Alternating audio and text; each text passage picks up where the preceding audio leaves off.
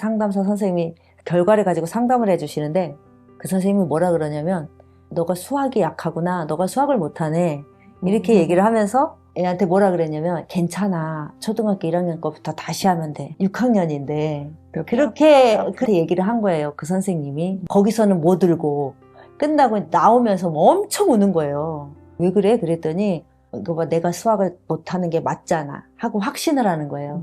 나는 수학을 못해 이렇게 얘기하고 이 선생님이 초등학교 1학년 때 거부터 다시 하라. 그러면 이제 애는 아, 내가 초등학교 1학년 정도 수준까지도 못하는 애구나. 자기에 대한 확신이 없잖아요. 그렇게 얘기하면서 1학년 거부터 어떻게 하지부터 그것도 겁나고 내가 지금 이렇게 수학이 바닥이구나 라는 것도 받아들이는 것도 겁이 나고 그러면서 엄청 울었거든요. 그것도 제가 애한테 아무 생각 없이 엄마가 잘 보살폈어야 되는데 애 정서나 지금 어떤 상황이고 애가 어떤 걸 느끼고 어떤 상황일 거라는 거 엄마가 알았어야 되는데 제가 기계적으로 좀 한 것 같아요.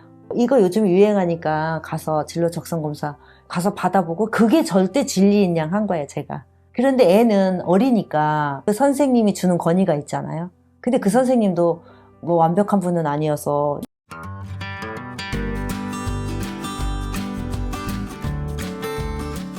제가 직접 한 건 아니고 우연히 초등학교 3학년 때 작은 교회에서 하는 독서 교실이 있었거든요.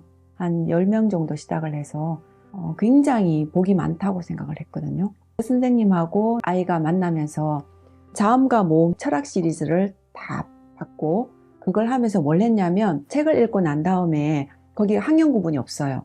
얘가 이제 3학년부터 시작해서 중학교 2학년 아이들까지 같이 섞여 있는데 총균세, 생각의 탄생 이런 것까지 다 하는데 책을 읽고 나면은 반드시 수상문을 쓰게 하더라고요. 그냥 거기 보내서 재밌어 하니까 재밌어 하더라고요. 그래서 수상문이라는 거는 독후감이 아니고 읽고 난 다음에 책의 내용을 쓰는 게 아니고 자기 생각을 쓰는 거였더라고요. 때에 따라서는 발표를 하기도 하고 굉장히 좋아하니까 이게 발전 속도가 달라요. 저희는 작은 그 교회이기 때문에 한 번씩 어떨 때는 일주일에 한 번씩 뭐 축구를 하기도 하고 간식을 준비해서 아이들께 나눠 먹는 것도 하기도 하고 잘한다고 상도 받고 이러더라고요. 얘가 그때부터는 다양하게 시작을 했어요. 신문, 과학 저널, 사설. 그럼 읽고 난 다음에 거기에 대해서 자기 생각을 쓰게 하고 제가 할 수 있는 거는 스크랩해서 거기다가 이제 쓰게끔 한 거, 시트들을 모아서 이제 책으로 만들어. 그러면 이제 보이잖아요. 내가 이만큼 했다는 게 보이니까 거기에서 굉장히 성장을 했던 것 같고, 학년이 올라가게 되면 어휘나 문법 같은 경우는 본인이 경험을 해봐야 되니까 확인하는 걸 좋아하거든요. 한국어 인정시험 같은 거를 통해 가지고 국어 문법에 대해서 한번 정리를 하게끔 해줬어요. 이번 겨울 방학 때는 한국어 인정시험이 몇 월 며칠에 있는데 이제 책을 정했으니까 이 과정 다 끝내야 된다. 얘도 이제 목표치가 있으니까 항상 기준을 주거든요. 기준을 주고 언제까지.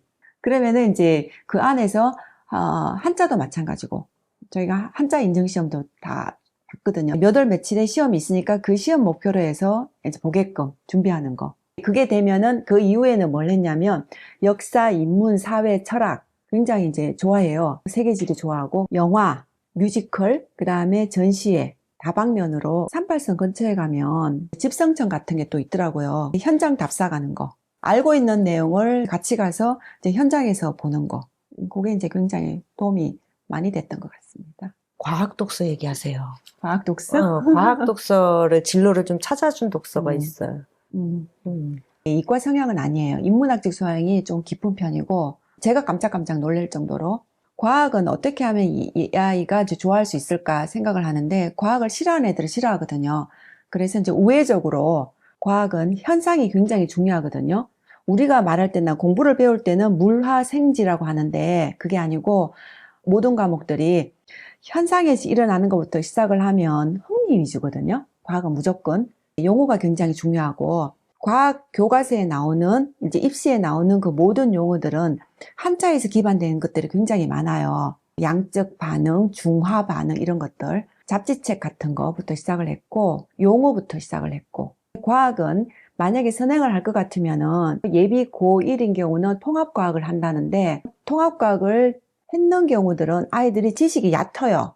얕으니까 얘네들은 통합과학을 미리 지금 하는 이유는 내신을 목표로 하는 건데 공부에 대한 목표는 제대로 배워야 된다고 생각하거든요. 제대로 하나를 배우면은 거기에서 나오는 재미, 흥미를 조금만 알아도 자기가 이용할 수 있잖아요. 어설프게 알면 시험에 대한 대비밖에 안 되는 거고 알아가는 재미를 조금은 느끼라. 학년이 어리면 어릴수록 더 좋고 그래야지 학년이 높아져서 지식 깊이가 많아지게 되면 그때는 이제 지루한 싸움이 되는데 지속성이 필요하잖아요.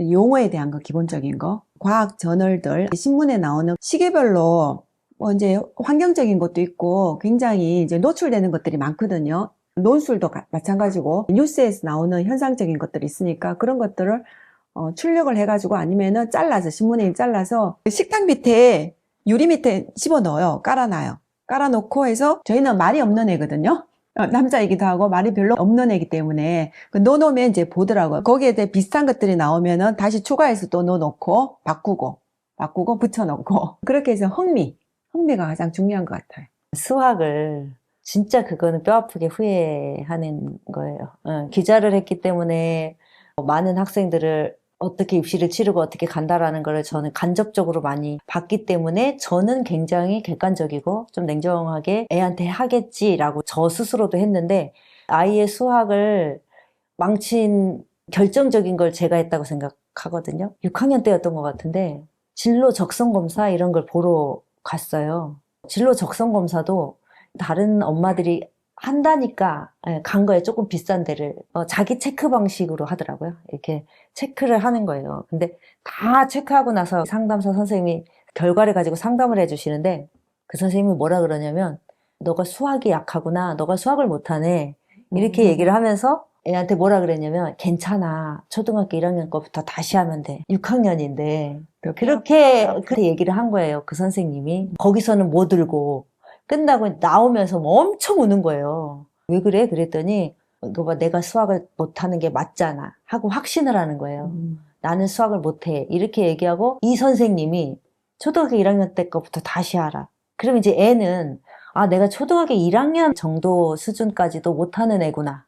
자기에 대한 확신이 없잖아요. 그렇게 얘기하면서 1학년 거부터 어떻게 하지부터 그것도 겁나고 내가 지금 이렇게 수학이 바닥이구나 라는 것도 받아들이는 것도 겁이 나고 그러면서 엄청 울었거든요. 그것도 제가 애한테 아무 생각 없이 엄마가 잘 보살폈어야 되는데 애 정서나 지금 어떤 상황이고 애가 어떤 걸 느끼고 어떤 상황일 거라는 거 엄마가 알았어야 되는데 제가 기계적으로 좀 한 것 같아요.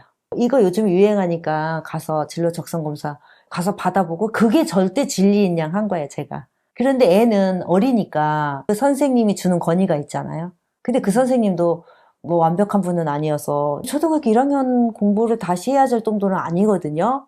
6학년 그냥 과정에 95, 100점 맞아요. 근데 이분이 그렇게 말을 하는 거지. 자기는 영재 거기 가서 30점 받았고 이러니까 애가 그냥 그 뒤로 얘가 계속 저한테 계속 입에 달고 산 말이 내가 수학이 약하잖아.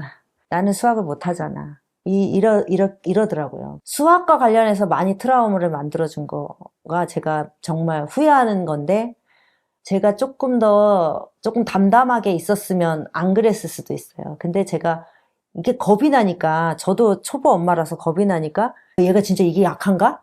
가서 검사받고 어떻게 뭔가 해결책을 찾아서 하려고 하는데 그런 거를 시도하면 할수록 애는 계속 상처만 쌓이는 거지. 그거가 정말 후회돼요. 나중에 제가 정말 무관심해지고 무관심한 척하고 한 발짝 떨어져 있으니까 극복이 되더라고요. 애가.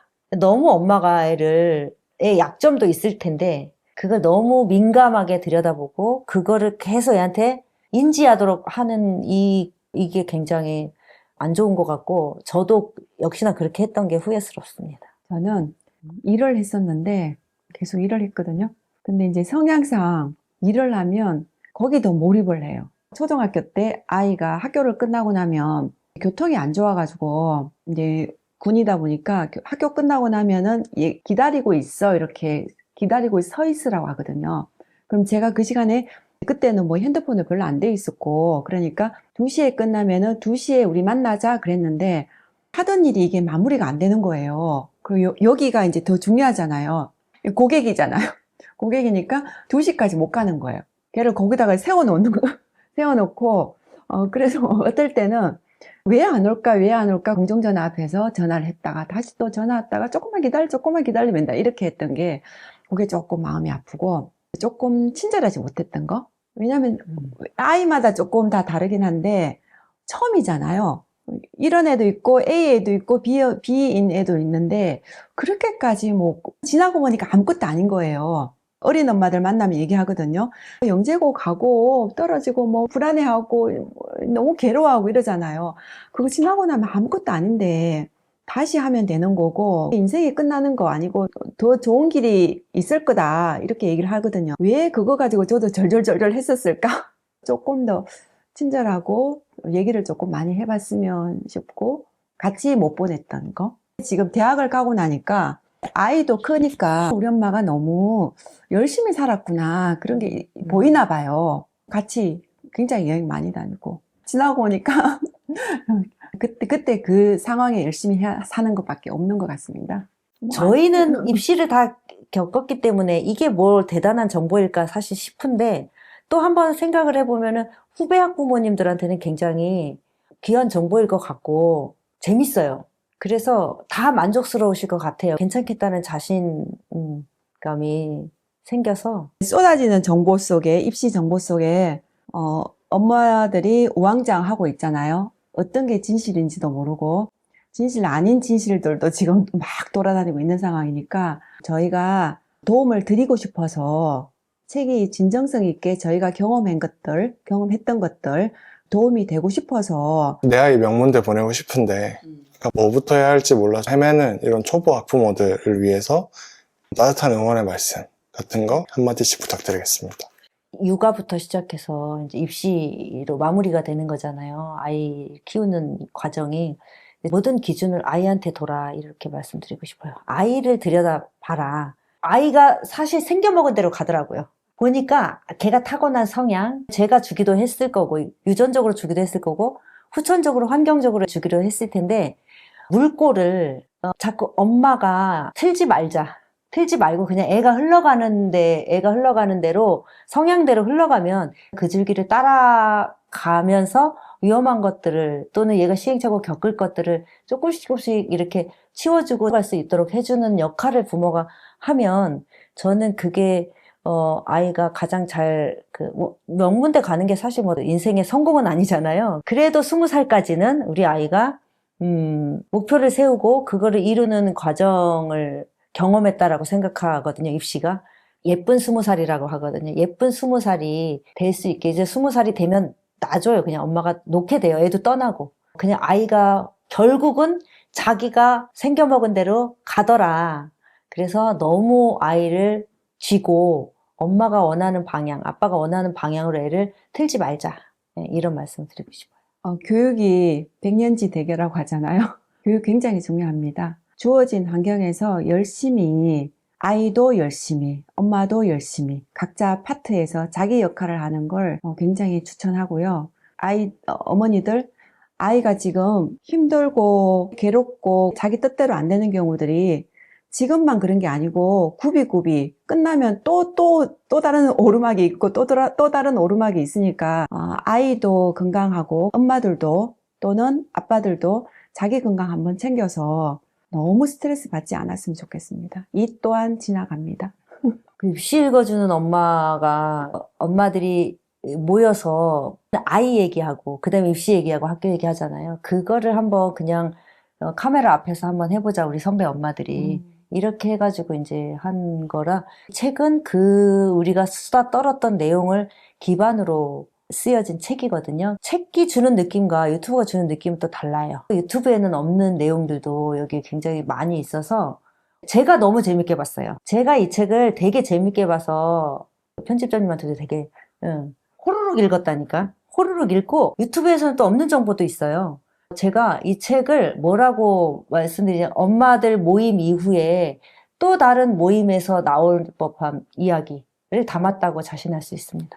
엄마들 모임이 끝나면 진짜 엄마들 모임이 시작된다. 이런 모토로 쓰여진 책이라서 이 책 읽으시면 엄마 모임 안 나가셔도 됩니다. 유튜브는 그냥 영상이거든요. 영상이고 저희가 교육에 대한 입시에 대한 정보들을 책을 통해서 줄을 칠 수도 있고 다시 접었다가 다음 기회에 또 볼 수도 있고 입시가 끝날 때까지는 함께 해야 될 것 같거든요. 저희도 항상 지금 어머니들하고 같이 동행하고 있지만 다시 이 책을 보면서 또 궁금한 것들은 해결할 수 있는 슬기로운 않을까 그렇게 생각합니다.